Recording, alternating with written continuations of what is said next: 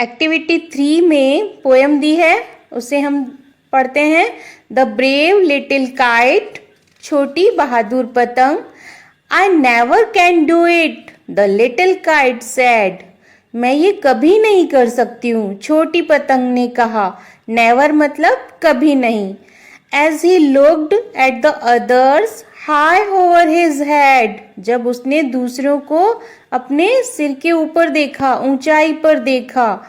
I know I should fall if I tried to fly, उसने कहा कि हाँ मैं जानती हूँ कि अगर मैंने उड़ने की कोशिश की तो मैं गिर जाऊंगी। Try said the big kite, only try, बड़ी पतंग ने कहा कोशिश करो, केवल कोशिश करो। और I fear you never will learn at all, और उसने कहा कि मुझे डर लग है कि हो सकता है फिर तुम कभी भी ये सीख ही नहीं पाओगी। But the little kite said I am afraid I will fall, फिर भी वो डर रही है, वो कह रही नहीं मुझे डर लग रहा है कि मैं गिर जाऊंगी। The big kite nodded, well goodbye, बड़ी पतंग ने अपना सिर हिलाया और कहा ओके ठीक है, अच्छा है, मैं जाती हूँ, goodbye, I am off. And he rose toward the tranquil sky, और फिर वो चली ऊपर आसमान में, शांत आसमान में, ट्रैंक्विल यानी शांत। Then the little kite's paper stirred at the side, और फिर क्या हुआ, जब बड़ी पतंग उड़ गई तो एकदम जैसे हड़कंप सा मचा। जो छोटी पतंग है उसके जो पेपर है वो क्या हुआ, and trembling he shook himself free for flight, उसके जो पेपर हैं छोटी पतंग के वो कांपने लगे अपने आप ही और उड़ने के लिए तैयार हो गए। फ्री फ्रॉम फ्लाइट, आज़ाद होने लगे उड़ने के लिए। जो नीचे पतंग के नीचे जो छोटे छोटे पेपर लगे हुए होते हैं यहाँ पे, वो उड़ने के लिए। First whirling and frightened then braver grown, सबसे पहले वो घूमी।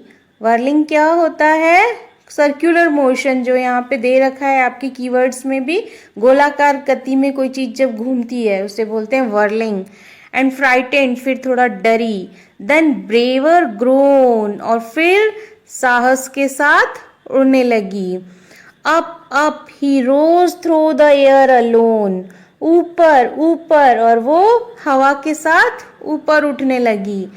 Till the big kite looking down could see, और जब तक कि उसको बड़ी पतंग देख ना ले नीचे। The little one rising steadily, वो जो छोटी थी वो लगातार ऊपर उठती रही। Then how the little kite thrilled with pride, और फिर जो छोटी पतंग है वो खुशी से झूम उठी। As he sailed with the big kite side by side, क्यों झूम उठी वो, क्योंकि जब वो बड़ी पतंग के साथ साथ उड़ने लगी। While far below he could see the ground, और बहुत ऊंचाई से जब उसने नीचे देखा जमीन पे। And the boys like small spots moving round, और जो वो लड़के थे वो उसको कैसे दिख रहे थे, जमीन पे बिल्कुल छोटे छोटे धब्बों की तरह दिख रहे थे, ऊपर आसमान से बिल्कुल छोटे छोटे धब्बे जैसे घूम रहे हों। They rested high in the quiet air, और उन्होंने ऊपर ऊंचाई पर शांत हवा में जाके विश्राम किया। And only the birds and clouds were there, और वहां पे क्या थे, केवल पंछी और बादल। Oh how happy I am, the little kite cried, तब छोटी पतंग खुशी से रोने लगी और बोली हाँ वाह मैं कितनी खुश हूँ। And all because I was brave and tried, और ये सब इसलिए हुआ है क्योंकि मैं हिम्मत की मैंने और मैंने कोशिश की। तो क्योंकि मैं बहादुर हूँ और मैंने कोशिश की, I was brave and tried, इसलिए हमेशा हिम्मत से अपनी कोशिश करते रहना चाहिए, है ना। इस पोयम ने हमें यही सिखाया है। ये पोयम लिखी किसने है, कैथरीन पायल ने, ये है इसकी राइटर कैथरीन पायल। अब इसके कीवर्ड्स देखते हैं। कीवर्ड्स माना शब्दकोश। इसका है फर्स्ट कीवर्ड है आपका ट्रैंकिल। ट्रैंकिल होता है पीसफुल, शांत।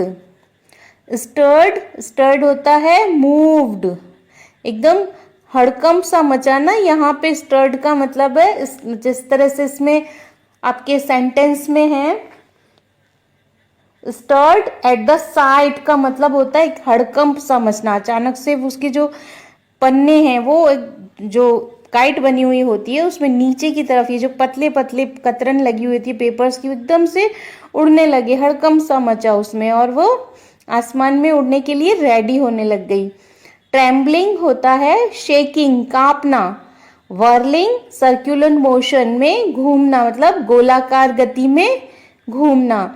स्टडी यानी स्मूथली, एकदम स्थिर अवस्था। Pride a feeling of self respect. Pride का मतलब होता है गर्व। A feeling of self respect मतलब अपना स्वयं का सम्मान, स्वाभिमान, सेल्फ रेस्पेक्ट। अब हम इसके क्वेश्चन आंसर देखते हैं। Answer the following questions briefly. Why was the little kite scared? जो छोटी पतंग है वो क्यों डर रही थी? क्योंकि उसे डर लग रहा था ना कि मैं उड़ूंगी तो मैं गिर जाऊंगी। तो आप इसका आंसर क्या लिखेंगे? The little kite was scared because he would fall if he tried to fly in the sky. अगर वो आसमान में उड़ने की कोशिश करेगी तो वो गिर जाएगी। नेक्स्ट आपका क्वेश्चन है why was the little kite thrilled with pride? छोटी पतंग खुशी से क्यों झूमने लगी? क्यों झूमने लगी? अभी अभी हमने पोएम में पढ़ा है ना, because he sailed with the big kite side by side, क्योंकि वो बड़ी पतंग के साथ साथ उड़ने लगी। नेक्स्ट आपका क्वेश्चन है what could the little kite see from the sky? छोटी पतंग ने आसमान से क्या देखा?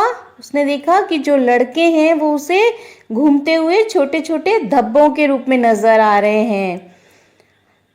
The little kite see from the sky the boys like small spots moving round.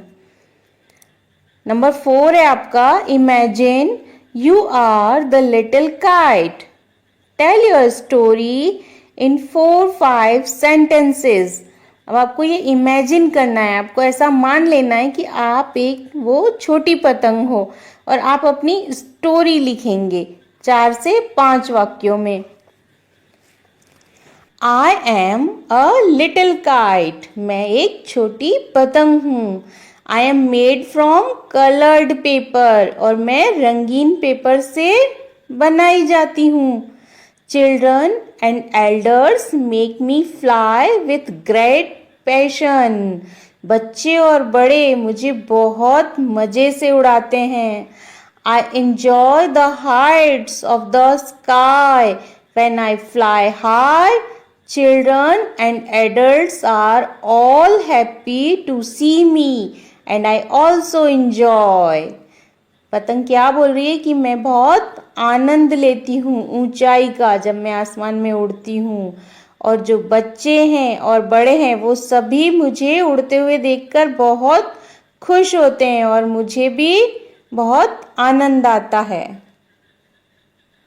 अब है आपकी activity 4, tick the correct option. यहाँ पे आपको 3 ऑप्शन दे रखे हैं एक क्वेश्चन के कि इन तीनों में से कौन सा राइट है, तो आपको राइट आंसर पे टिक लगाना है।